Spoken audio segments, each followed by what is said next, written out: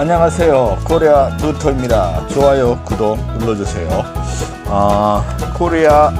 코로나 사태로 인해서 많이 힘드실 거예요. 이제 거의 우리나라는 진정부음을 보이고 있습니다만 외국은 그렇지 않은 상황이죠.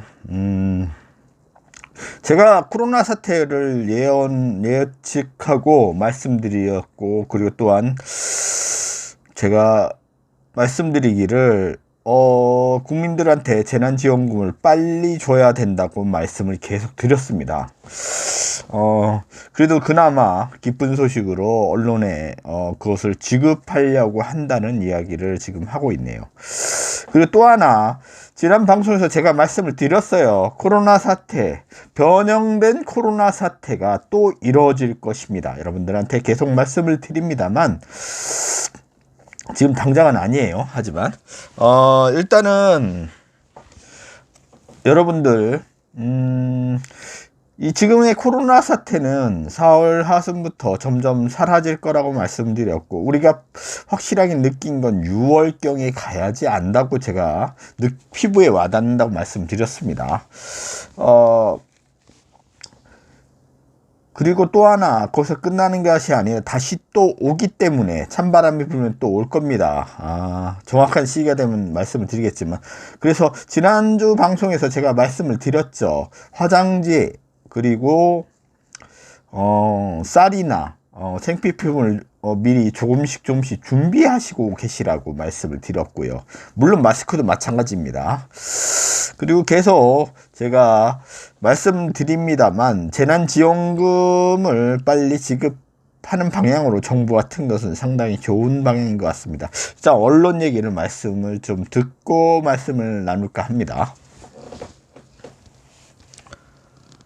제가 긴급 재난지원금 지급 시기를 못 박으면서 국회에 오늘 29일까지 추경안을 처리해달라고 요청했습니다. 기초생활수급자 등 270만 세대는 다음 달 4일에, 나머지 국민들에 대해서는 13일부터 긴급 재난지원금이 지급되도록 준비하겠다고 밝혔습니다. 취재기자 연결합니다. 신호 기자. 네, 청와대입니다. 네, 청와대가 이제 긴급 재난지원금 지급 일정을 밝힌 거죠? 네, 청와대가 오는 29일 추경안 처리를 전제로 한 정부의 긴급 재난지원금 지급 일정을 밝혔습니다. 먼저 기초생활수급자와 장애인 연금수급자 등 270만 세대는 다음 달 4일부터 현금으로 지급합니다. 나머지 국민들에게는 다음 달 11일부터 신청을 받아서 13일부터 지급할 준비를 하고 있다고 강민석 청와대 대변인이 밝혔습니다. 지급 액수는 4인 이상 가구는 100만 원이고 3인 가구는 80만 원, 2인 가구는 60만 원, 1인 가구는 40만 원입니다. 지급 수단은 현금과 상품권, 신용카드, 소비 쿠폰 등 4가지 수단 중에서 선택할 수 있는데, 기초생활수급자 등은 시급성이 크다는 측면에서 우선 현금으로 지급하기로 했다고 청와대 관계자가 설명했습니다. 청와대는 이 같은 일정이 국회에서 이달 29일까지 추경안이 통과된다는 것을 전제로 한 것이라며 국회가 조속히 추경안을 심의해서 통과시켜달라고 요청했습니다. 문재인 대통령은 오늘 긴급재난지원금 지급과 관련해서 국민 편리성과 신속성을 강조했습니다. 국민이 편리하게 수령하는 간명한 방안을 강구해야 하고 최대한 빨리 지급할 수 있어야 한다는 뜻이라고 청와대는 설명했습니다. 또 국회에서 추경안이 통과되지 않을 경우 대통령이 긴급재정명령권을 발동할 계획이 있느냐는 질문에 대해서는 통과될 것으로 기대한다면서, 다만 그렇지 못할 경우를 대비해 다양한 방법을 준비하고 있다고 답해 긴급재정명령권 발동 가능성도 시사했습니다. 지금까지 청와대에서 YTN 신호입니다. 얘기 들으셨죠? 여러분들이 하나 아셔야 될 게 있습니다. 지금 국회는요, 우리가 4월 15일 날 선거를 치렀지만 그 사람들이 아닙니다. 앞에 국회의원들이기 때문에 29일 날 통과가 될지 안 될지 모르겠습니다.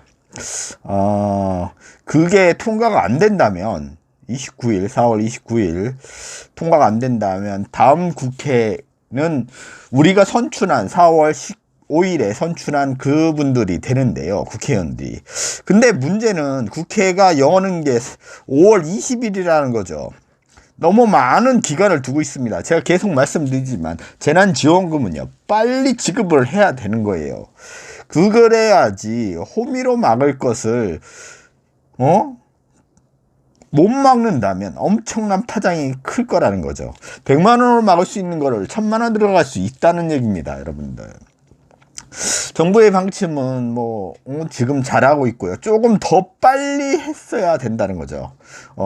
뭐 특정 정치인을 얘기하는 건 아니지만 이재명 지사가 한 행동은 정말 바람직한 행동이었습니다. 경기도를 도민들을 10만 원씩 지급하고 그리고 나서 각 지자체가 시들이 각자 지급할 때는 또 지원을 해주겠다는 식으로 한 건 엄청나게 잘한 행동입니다. 그걸로 인해서 많은 걸, 큰 금액은 아닙니다만 한 사람 앞에 10만 원이었죠. 하지만 그걸로 인해서 많이 힘든 사람들한테는 먹을 양식이 되고요. 그리고 삶을 조금이라도 지탱하는 힘이 될 수 있다는 거죠. 지금 대외적이나 국내적으로 많은 어려움이 닥치고 있습니다. 그나마 우리나라는 많이 좋은 편이죠. IMF가 말했습니다. 1.2% 마이너스 1.2% 정도 우리나라가 조금 경기가 다운될 거라고 얘기를 했죠. 하지만 다른 데를 보면 미국과 일본을 봤을 때는 마이너스가 지금 얼마가 날지 몰라요. 예측은 마이너스 5%를 얘기하고 있지만 제가 보기에는 미국은 마이너스 7%, 8%까지 내려갈 수 있는 지금 상황이고요. 일본은 지금 뭐 최악의 상태를 가고 있죠. 제가 계속 말씀드립니다만 2000년도 예측도 올렸습니다. 아베 정권은 점점점 몰락으로 갈 겁니다. 한 나라의 지도자를 잘 뽑아야 된다는 거죠. 하지만 일본은 국민들이 총리를 뽑을 수가 없습니다. 내각제를 해서 국회의원들이 뽑기 때문에 상당히 어려운 시국으로 계속 흘러갈 거예요. 돌아서 다시 말씀드리자면 지금 IMF가 우리 보러 국채를 많이 찍어달라고 지금 요청을 하고 있습니다. 그나마 재무 건전성이 우리나라가 높기 때문에 이것은 어디까지나 국가적인 재무 건전성입니다. 여러분들 개인의 가계부의 건전성이 아니고요. 기업의 건전성이 아닙니다. 국가의 건전성 우리나라는 매우 뛰어납니다. 부채 비율이 40%밖에 안 돼요. 여러분들 엄청난 나라입니다. 지금 나라가 흔들리네 뭐 이런 이상한 말을 하는 분들이 있는데 좀 정신 좀 차렸으면 좋겠어요. 네.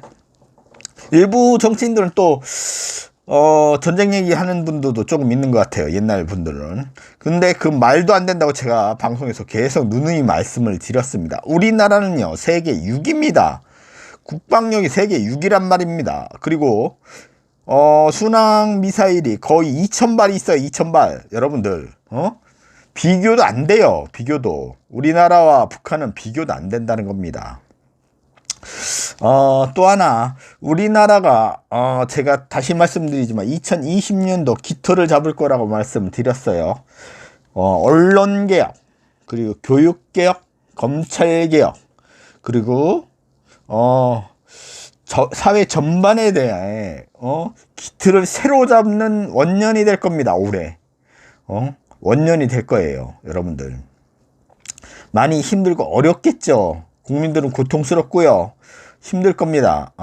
지금 뭐 많은 분들이 잔업도 없고 특근은 말할 것도 없습니다. 그리고 자영업자분들은 뭐 지금 거의 사재에 몰린 격이죠. 뭐 10년, 20년 된 가게들이 문을 닫을 지경이니까요. 폐업이 속출하고 있고 신장개업은 없습니다. 여러분 다시 말씀드리지만 뭐 여유가 있어도 절대 그런 신장기업이나 갭투자나 뭐 부동산에 투자하시면 절대 안 되고요. 지금 때가 아닙니다. 계속 말씀드리죠. 아직도 침체의 허벅지에 와 있습니다. 아직도 반도 안 왔다는 겁니다. 많이 힘들고 어려운 건 알고 있지만 조금 더 간다는 거죠. 점점 올라와야 된다는 거죠. 하지만 우리나라는 이 고비가 넘어가면 엄청난 나라로 변신돼 있을 것입니다. 우리나라는요, 제가 다시 말씀드리지만 국민 여러분들이 만든 나라입니다. 일정한 좀 독특한 정치인이 이끌어가서가 아니라, 그리고 특출난 기업인이 이끌어가서가 아닙니다. 여러분들 착각하시면 안 돼요. 그들은 우상을 만들려고 하고 있고 일부 언론들이 그걸 부채질하고 있죠. 절대 아니라는 거죠. 우리나라 국민성입니다. 여러분들, 우리나라 국민성은요 정말 대단하고요 위대합니다. 우리나라는 더 빨리 강대국으로 갈 수 있었지만 그 틀을 망가뜨린 정치인들과 기업인들이 많기 때문에, 아직도 갑질하는 기업인들이 있죠. 정치인도 있고요. 그들이 있기 때문에 더디 간 겁니다. 우리나라는 초강대국으로 갈 겁니다. 국민의 힘으로요. 다시 말씀드리지만 우리나라 국민의 힘으로 2, 3년 뒤에는 초강대국으로 들어갑니다. 우리나라는요. 그리고 북한이 지금 많이 힘들고 어렵습니다. 지금 솔직히 말씀드리자면 구호 물품을 보내야 될 상황입니다. 여러분들 아실지 모르겠지만 지금 식량난과 그리고 코로나 사태로 많이 힘듭니다. 물론 정은이가 지금 뭐 아파서 힘들다는 얘기도 나오고 망명소리 계속 돌고 있어요. 지금 군부가 말을 안 듣고 있고요. 뭐 정치적이나 언론적에서는 괜찮다고 하지만 그게 아닙니다. 여러분들, 이게 길어지고 있고요. 정은이 힘이 점점 빠지고 있어요. 지금 위기의 상황에 봉착해 있습니다. 우리나라 일정 부분 살짝은 도와줘야 되는 상황인데 그런 상황이 아직 할 만한 힘은 있지만 조금 눈치를 본 것 같습니다. 이건 제가 말씀드린 인도적 차원에서 어느 정도는 도와줘야 된다고 저는 생각합니다. 북한을요. 그리고요, 또 하나는 어차피 우리나라는 통일로 갑니다. 여러분들이 좋아하든 싫어하든 10년 안에 우리나라는 엄청난 대국이 될 겁니다. 선진국, 지금도 선진국이지만 더 큰 선진국 반열에 들어설 거예요. 그 틀을 올해 만들기 시작합니다. 큰 틀을요. 세부적인 건 내년서부터 시작할 거예요. 여러분들, 그 고통이 좀 있을 거고요. 언론개혁도 마찬가지고, 교육개혁도 그렇고, 정치개혁도 그렇고, 기업개혁도 마찬가지고, 재벌개혁도 마찬가지며 여러 전반에 걸쳐서 큰 틀을 짤 겁니다. 우리가 초강대국으로 간다는 거죠. 2, 3년 뒤에는 엄청난 대국이 될 거고요. 그 누구도 한국이라는 이름 앞에서 함부로 대하지 않을 것입니다. 물론 일본도 포함입니다. 여러분들, 제 말이 틀린지 맞은지는 여러분들이 10년 후에 한번 보시기 바랍니다. 이거는요, 모든 것은 국민들이 이루었습니다. 누구 정치인이 만든 것이 아니고요. 기업인이 만든 것도 아닙니다. 그들은 운이 좋았을 뿐이에요. 그들은 운이 좋아서 국민의 힘을 받아서 간 것 뿐이에요. 우리나라는 국민들이 이끌어갑니다. 그리고요, 국민들은 공평한 사회와 공정한 틀을 만든다면 엄청나게 빨리 우리나라를 초강대국으로 만드는 힘을 보여주실 것입니다. 제가 단언컨대 말씀드리는데, 우리나라는 지금의 모습은 힘들고 어렵습니다만 2, 3년 뒤엔 초강대국으로 갈 것이라는 걸 단언컨대 말씀드릴 수 있다는 거 믿고 보시기 바랍니다. 그리고 다시 말씀드리지만 금과 은은 안전자산으로 가져가시고요. 그게 싫은 분들은 현금을 가져가시고요. 그리고 원유와 강원랜드를 제가 추천했습니다. 장기적인 포지션입니다. 이거는 2년 동안 보시면서 부를 축적하시기 바랍니다. 떨어졌다고 생각하시고 흔들리실 필요 없고요. 올라갔다고 흥분할 필요도 없습니다. 2년 동안 장기적으로 보시고 하신다면 엄청난 이익이 날 것으로 저는 예측을 합니다. 어쨌든 여러분들 힘들고 어려운 시기입니다. 조금이라도 시간적 여유가 되시고 그러시면 가정을 돌봐주시고요. 그리고 아이들과 함께 좀 놀아주세요. 힘들고 어려운 시기가 왔습니다. 잘 견디고 이겨나가시기 바랍니다. 모두가 부자 되는 그날까지 제 방송은 계속될 거고요. 다시 말씀드리지만 생필품을 조금씩 사두세요. 제가 말씀드린 거 최소한 3개월치는 보유하고 가시기 바랍니다. 화장지도 마찬가지고, 그리고 쌀이나 그리고 마스크, 기타 용품들 각자 모아놓고 계시기 바랍니다. 사재기를 말하는 게 아니에요. 또 한 번의 위기가 지금 가을에 올 거라고 제가 판단하기 때문에 말씀드린 거예요. 코로나가 변형돼서 올 것으로 제가 판단을 하는데요. 준비를 해 두시기 바랍니다. 모두가 건강하시고요. 부자 되는 그날까지 제 방송은 계속 이어질 겁니다. 지금까지 코리아 노트였습니다. 좋아요, 구독 눌러주세요. 모두 행복하세요. 부자 되세요.